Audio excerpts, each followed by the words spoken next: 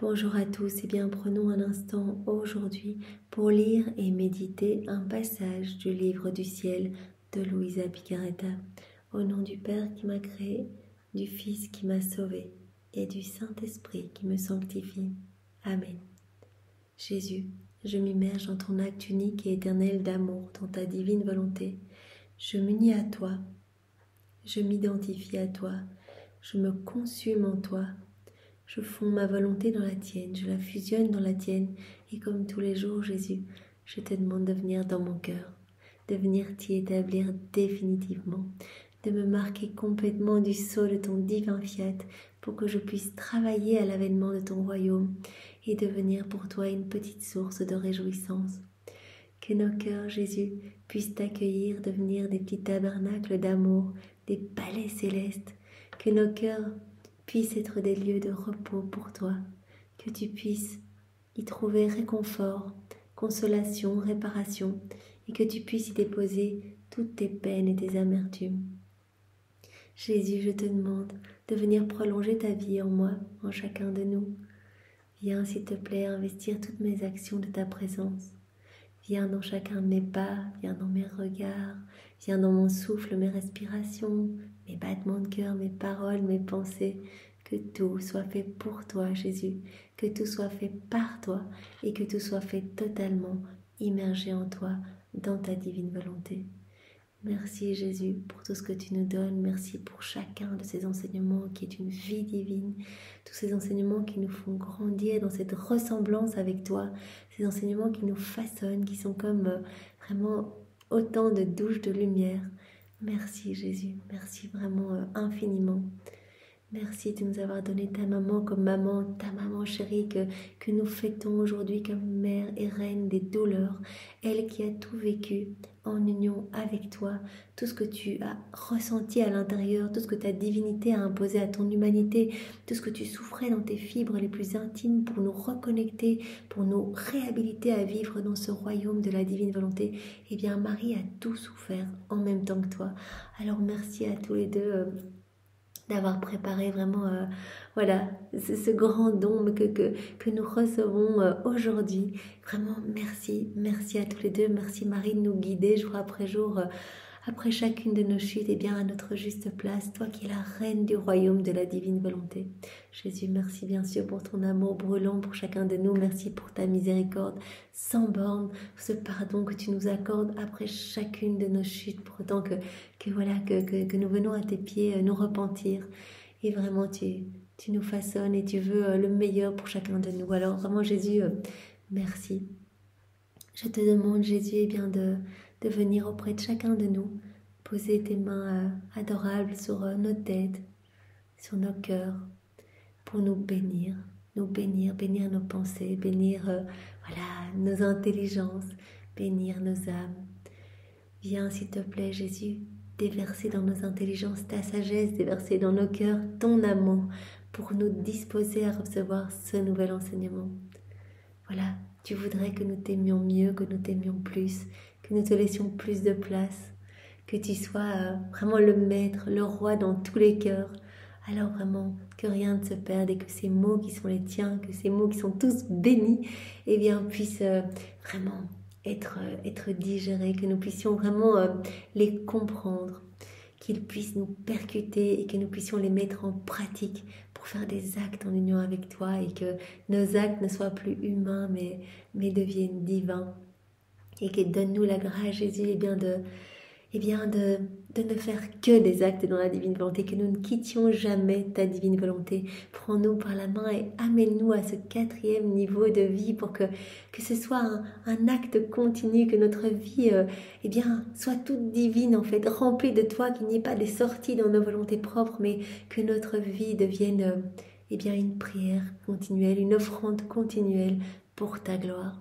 Merci Seigneur, vraiment de nous ramener à cette place que tu as prévue pour chacun de nous, au moment de la création de l'homme, au moment où Adam est sorti de vos mains. Envoie maintenant sur chacun de nous ton Esprit Saint et parle à travers ma bouche, Jésus, que ce moment fait par toi en chacun de nous puisse avoir des retombées dans tous les cœurs. Tu nous dis que nous sommes les plus grands missionnaires quand nous nous unissons à toi.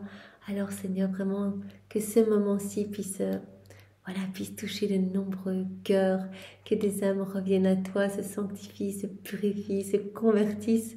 Nous savons que c'est toi qui opères ce travail en nous quand nous te donnons l'autorisation d'agir en nous, que nous laissons ta divine volonté opérer et agir. Et nous voulons particulièrement t'offrir ce moment en union avec toi, au profit de toutes les âmes qui sont sur le chemin de la perdition, pour que ces âmes puissent revenir à toi et te voir en fait tel que tu es, s'émerveiller de ton amour et vraiment qu'elle te demande pardon et qu'elle soit consumée par ton amour, qu'elle soit transformée, Seigneur, que plus personne, que plus aucune âme ne se perde. Ferme les portes de l'enfer, Seigneur, vraiment c'est ce que nous souhaitons, ta gloire et le salut de tous tes enfants, pour que tu ne souffres plus. Parle à travers ma bouche, Jésus, envoie-moi ton Esprit Saint. Alors, le passage que nous allons méditer est celui du 11 février 1927. Nous sommes dans le volume 20 et c'est Louisa qui parle. J'étais dans mon état habituel et mon adorable Jésus me fit voir en moi de nombreuses cordes, les unes à côté des autres, et partant d'une sphère placée au milieu de ces cordes. Il y avait sous cette sphère un espace vide où se trouvait mon doux Jésus qui touchait ces cordes et produisait une musique si belle et si harmonieuse qu'il est impossible de la décrire. Donc Louisa, elle a de la chance, elle peut voir ce qui se passe dans son âme, elle voit Jésus vraiment, elle voit une sphère toute lumineuse, elle voit Jésus vraiment au centre de cette sphère rayonne comme des rayons, des cordes ici. Ce sont des cordes, comme des cordes pour faire de la musique. Chaque corde est différente, distincte de l'autre. Elles sont toutes ordonnées, elles sont toutes lumineuses et belles. Et Jésus touche ces cordes et ces cordes produisent une musique divine, une musique impossible à décrire tellement c'est beau.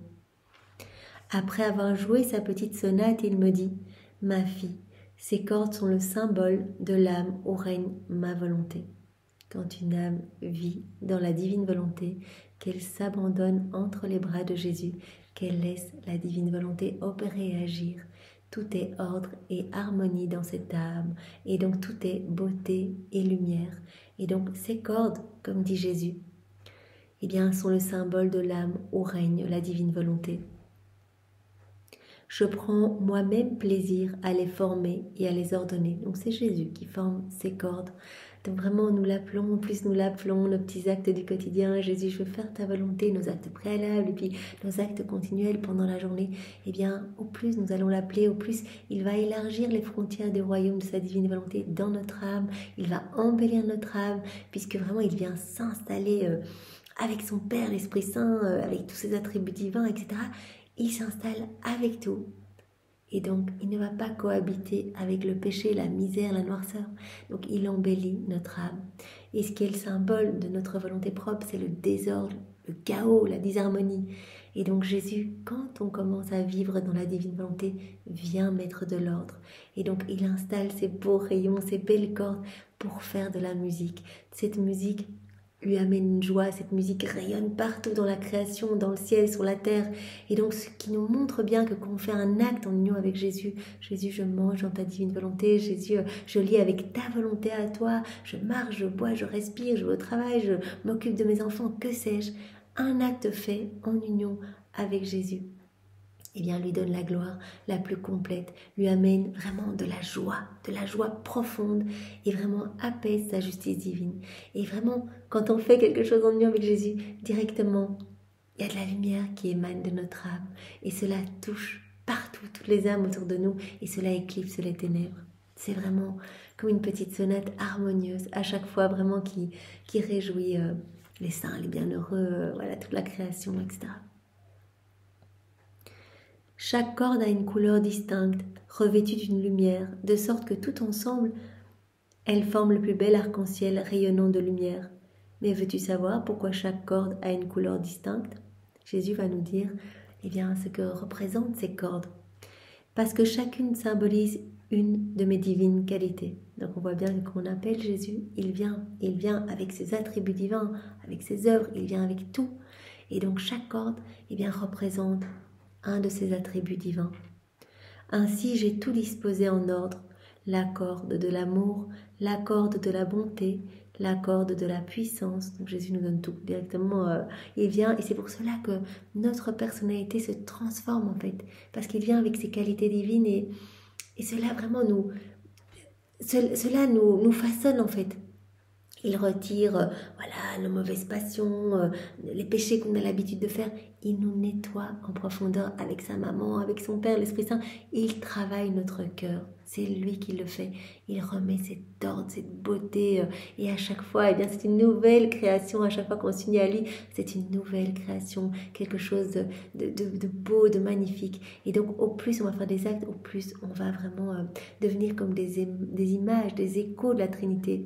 Parce qu'on va ressembler à Jésus de plus en plus, puisque vraiment il est avec tous ses attributs divins dans notre cœur. Il y a l'accord de l'amour, l'accord de la bonté, l'accord de la puissance, de la miséricorde, de la force, de la sagesse, de la pureté, en somme de toutes choses. Je n'ai rien exclu, pas même l'accord de la justice. Ainsi, lorsque je veux aimer et être aimé, je touche l'accord de l'amour. Nous savons combien Jésus souffre de nos manquements de retour à son amour. Donc on ne répond pas à son amour. Et donc vraiment cela le blesse. Il le dit dans les 24 heures de la Passion. Le manque d'amour, c'est ma passion éternelle. C'est ce qui me fait le plus souffrir en fait. Parce que tout est manifestation de mon amour. L'homme a été façonné dans l'amour. Tout est amour pour l'homme. Tout est cadeau. Nous n'avons pas besoin de la création. Tout est pour l'homme. Et l'homme prend tout comme si cela lui était dû et ne remercie pas, ne rend pas cet amour, ne loue pas, ne bénit pas, en tout cas très peu. Et donc Jésus souffre de ne pas pouvoir donner cet amour brûlant qui l'asphyxie en fait, qui l'étouffe complètement. Et donc quand il a besoin d'amour, il vient dans ces âmes qui vivent dans la divine volonté, et donc il a disposé tous ses attributs, et donc il touche la petite corde de l'amour pour que vraiment il y ait un petit chant mélodieux d'amour qui résonne partout dans la création, et vraiment il peut se nourrir de cet amour et être apaisé en fait, vraiment être consolé face à tant d'iniquité, tant de refus de l'aimer, tant de froideur et tant d'indifférence. Oh, comme le son en est doux de cette corde de l'amour, pénétrant, délicieux, propre à remuer les cieux et la terre et à investir les fibres les plus intimes de tous les êtres en qui règne ma volonté. Donc cela va avoir un écho partout et vraiment tous vont pouvoir ressentir vraiment cette douceur d'amour. Et j'aime et je suis aimée parce que ce bruit attire et ravit tous ceux qui m'aiment. Et moi-même, enchantée par mon propre amour, j'aime et envoie des océans d'amour. Donc comme nous l'avons vu hier, et les jours précédents, eh bien en fait, Jésus, quand on répond à son amour, est tellement heureux qu'il redouble de grâce, de bénédiction pour tous les hommes. Donc il y a vraiment des torrents de cadeaux qui sont déversés dans les cœurs. Vraiment, c'est ce qui se passait au début avec Adam. Voilà, il recevait, et vraiment, il prenait tout ce qu'il pouvait, parce que voilà, c'est un être fini, donc il ne pouvait pas prendre toute l'infinitude de ce qui lui était donné. Il prenait, et tous les débordements de cet amour donc divin repartaient vers la Trinité, qui s'en réjouissait vraiment, qui recevait ça comme un retour d'amour et qui redoublait d'amour dans le cœur d'Adam, etc. Donc c'était vraiment un cycle d'amour harmonieux, un flux et reflux d'amour. Et donc comme il n'y a pas cette réciprocité d'amour aujourd'hui, eh bien Jésus vient se consoler dans les âmes qui vivent dans la divine volonté. Et alors lui-même, eh bien, il se donne de l'amour en fait, puisque sa divine volonté contient tout, qui a tous ses attributs divins. Il vient toucher cette petite corde de l'amour, et donc il y a une petite mélodie, et il peut vraiment être consolé face à toutes ces méchancetés humaines et ces manques de retour à son amour. Ce son est si mélodieux qu'il me fait tout tolérer et supporter les plus grands maux de ce pauvre monde. Donc vraiment ce petit son voilà, qui se dégage de l'âme qui vit dans la divine volonté. Voilà, Jésus se donne de l'amour à lui-même. En fait, on donne Dieu à Dieu dans la divine volonté. Sans le savoir, on fait un petit acte et voilà, on va donner de l'amour, on va donner des bénédictions divines, des louanges divines, on va donner des adorations divines, etc. Donc vraiment, Jésus dit, ce son est tellement beau, cette mélodie est tellement belle, cette mélodie qui sort de l'âme qui vit dans ma divine volonté, que vraiment, elle me permet de supporter toutes les froideurs et les méchancetés humaines, les plus grands maux de mes enfants, de mes pauvres créatures.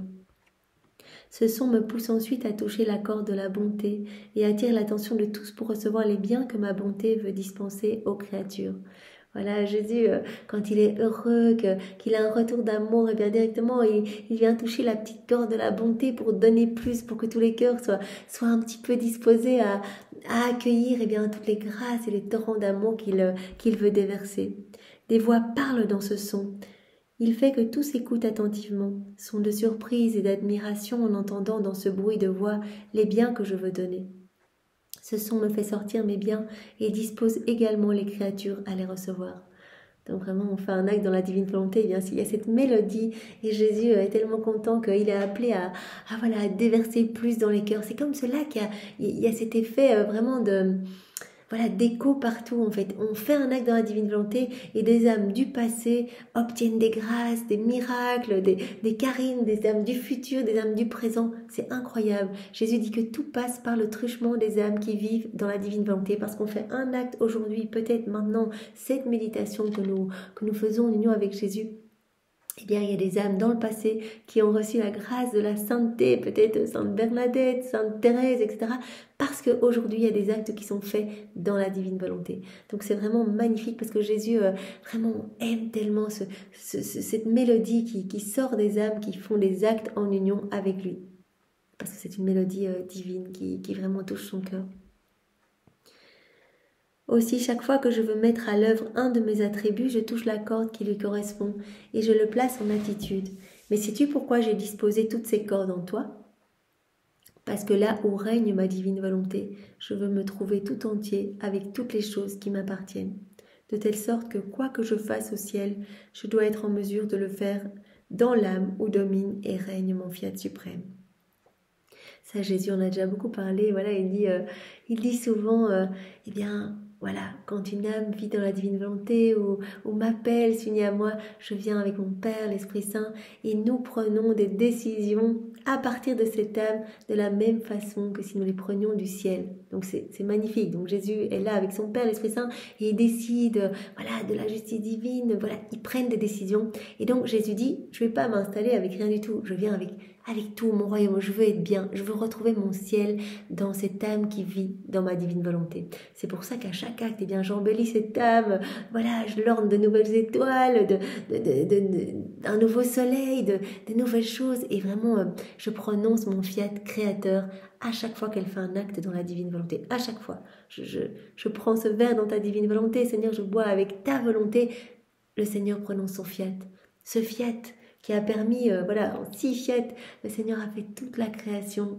Les étoiles, la mer, les montagnes, les déserts, etc. Donc vraiment toutes ces choses magnifiques. Donc vous imaginez tout ce qu'il y a de magnifique qui va être créé à chaque fois qu'on s'unit à Jésus. Parce qu'il dit, je ne peux pas m'installer seul, je viens vraiment avec mes œuvres, avec mes actes divins, etc. Je veux retrouver dans cette âme tout mon ciel. Je dois avoir mon trône, mes mélodies afin de pouvoir faire vibrer le son de miséricorde pour convertir les âmes, le son de sagesse pour me faire connaître, le son de ma puissance et de ma justice pour me faire craindre. Je dois pouvoir dire, voilà mon ciel. Voilà. Quoi que je fasse au ciel, je dois être en mesure de le faire dans l'âme où domine et règne mon fiat suprême. C'est magnifique. Donc vraiment, notre cœur devient vraiment en fait un ciel pour Jésus.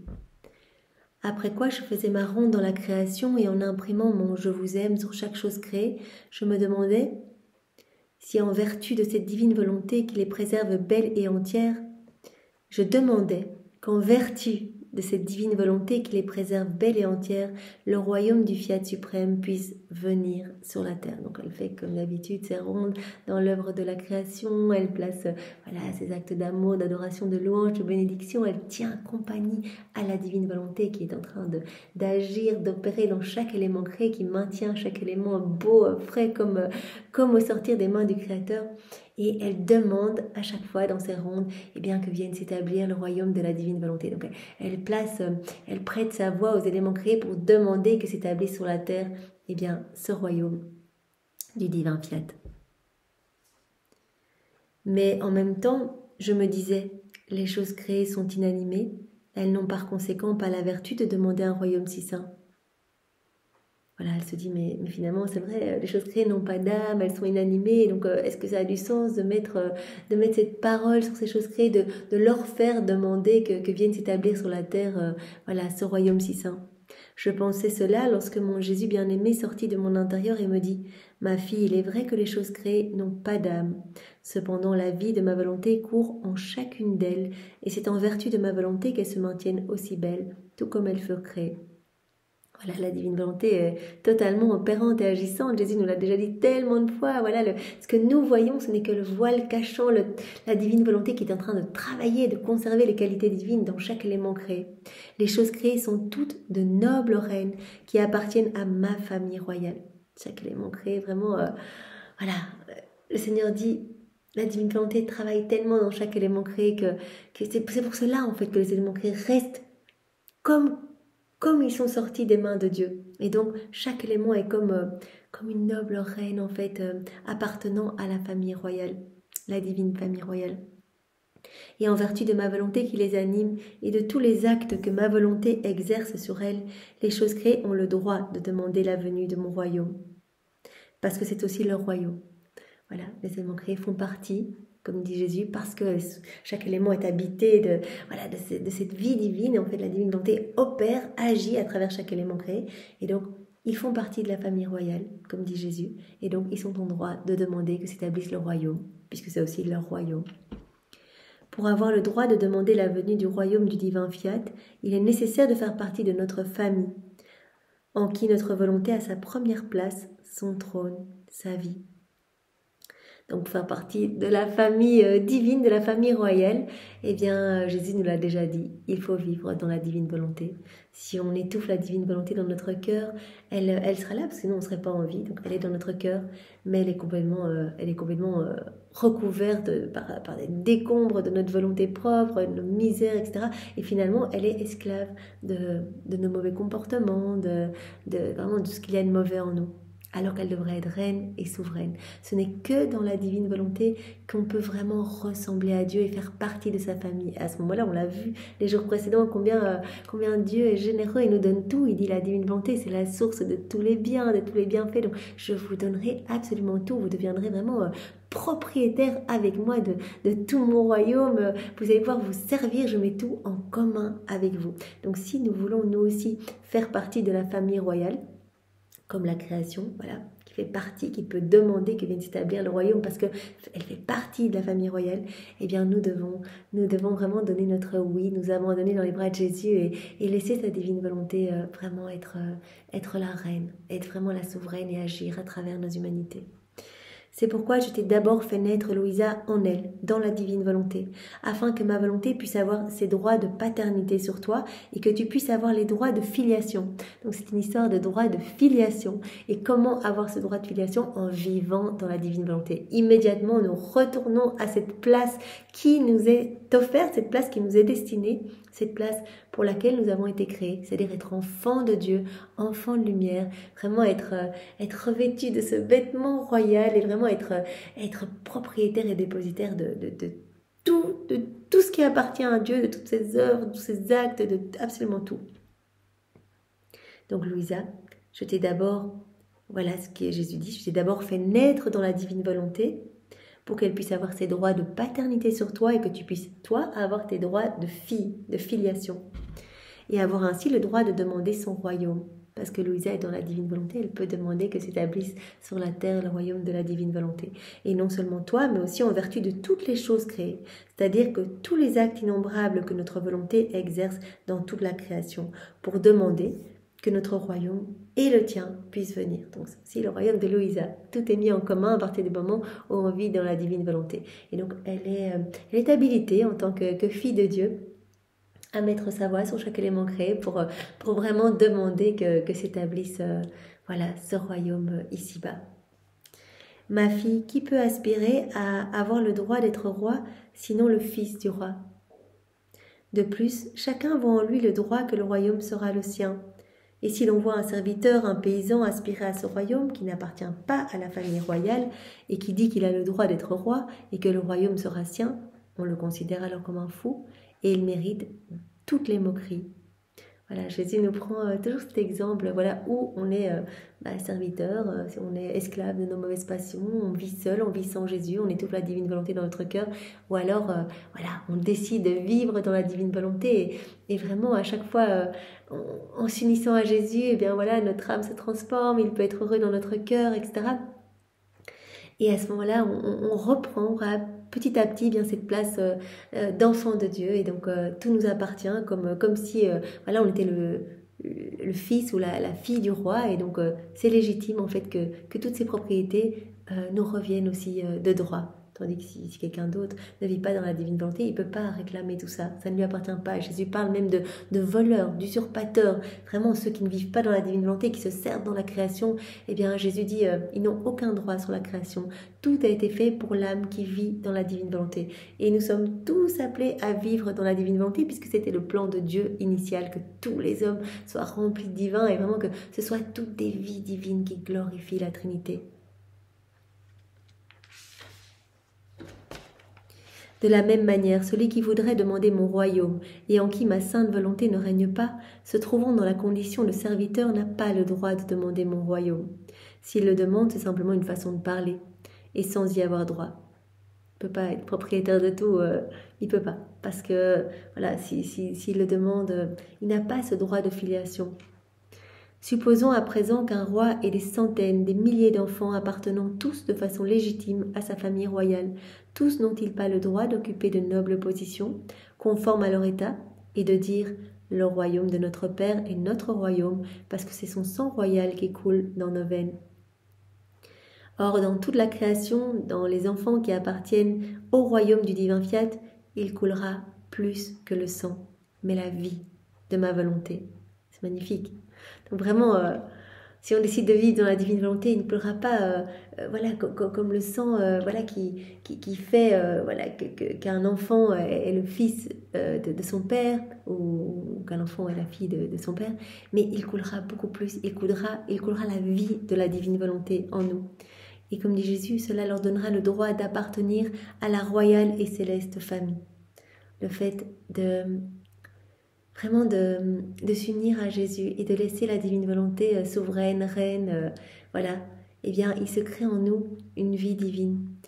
Et cette vie divine nous donne vraiment ce lien d'appartenance, nous donne ce droit de filiation, nous donne le droit de tout posséder, en fait, de faire partie de la famille royale et céleste. De telle sorte que tous seront rois et reines, tous occuperont de nobles positions dignes de la famille à laquelle ils appartiennent.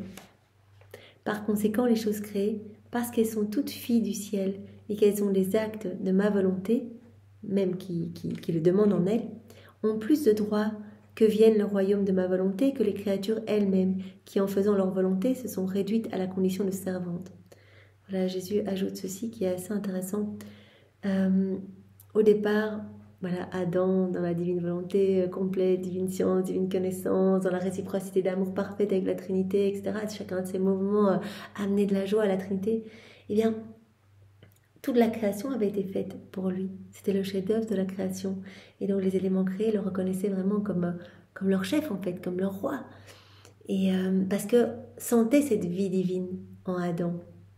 Et quand il a quitté la divine volonté, il a commencé à perdre ce vêtement de lumière, il a tout perdu, il a commencé à avoir peur, des doutes, des craintes, etc. Et donc tous les vices, les maux, les iniquités ont vu le jour à ce moment-là. Et la création, elle, est restée vraiment dans ce plan de Dieu, vraiment régie par la divine volonté. Et donc quelque part, Jésus nous dit ici que la création, les éléments créés sont supérieurs à l'homme, parce que l'homme a quitté cette place. Donc vraiment, est en train de tout détruire, de tout désordonner, vraiment met plein de choses laides dans son cœur, etc. Et étouffe la divine volonté. Tandis que les éléments créés, eux, ils sont beaux, ils répondent au plan de Dieu. Et donc quelque part, ils ont plus de droit de demander que s'établisse le royaume que l'homme lui-même dans sa volonté propre. Et nous pouvons vraiment pousser la réflexion au fait que la création nous est hostile maintenant, parce que les éléments créés ne nous reconnaissent plus comme êtres remplis de divin. Et donc en fait, on est comme étrangers pour eux. Et donc c'est pour cela qu'il y a des hommes qui se font attaquer par des bêtes sauvages, etc. Donc ça c'est vraiment intéressant, Jésus qui nous dit que la création est supérieure à l'homme maintenant. L'homme qui vraiment, alors que l'homme a été vraiment, que tout a été fait pour l'homme, que c'était vraiment la beauté, le chef-d'œuvre de Dieu. Bien, l'homme a tout perdu en faisant sa volonté humaine. Il a vraiment créé le chaos, le désordre et il n'est même plus reconnu par la création. Par conséquent, lorsque toi, au nom des cieux, du ciel, de la mer et de toutes les autres choses créées, tu demandes que vienne le royaume de mon éternel fiat, tu obliges ma volonté elle-même à demander la venue de son royaume. Donc toi, Louisa, tu peux réclamer, puisque tu as ce droit de filiation, tu peux aller faire tes rondes, etc. Et donc, dans ma divine volonté, tu peux placer ta voix sur les éléments créés pour demander que mon royaume s'établisse. Et les éléments créés, bien sûr, sont sans âme, mais ma divine volonté, dans ces éléments créés, va prier, en fait. Tu viens t'unir à ma divine volonté, et c'est comme si ma divine volonté demandait elle-même que vienne s'établir sur la terre, son royaume. Donc ça, c'est magnifique. Et crois-tu que ce soit peu de choses qu'une divine volonté prie en chaque chose créée lorsque tu demandes son royaume? Par conséquent, continue et ne ralentis jamais. Tu dois même savoir que c'est ma volonté elle-même qui te met sur le chemin de toute la création afin d'avoir sa fille avec elle dans tous ses actes, pour te faire faire ce qu'elle fait et ce qu'elle veut de toi.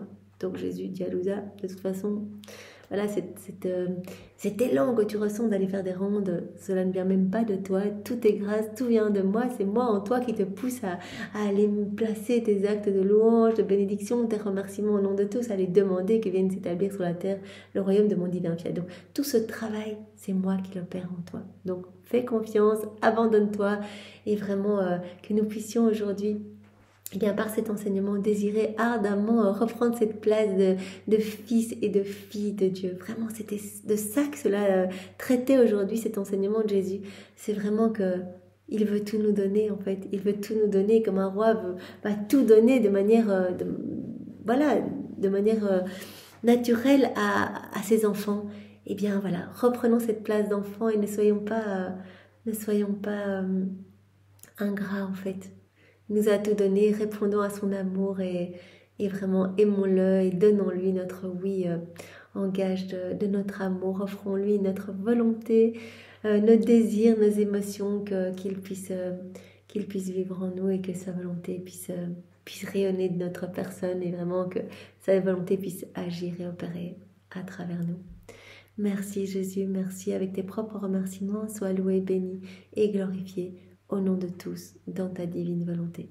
Au nom du Père et du Fils et du Saint-Esprit. Amen. Soyez tous bénis et passez une belle fin de journée. Au revoir.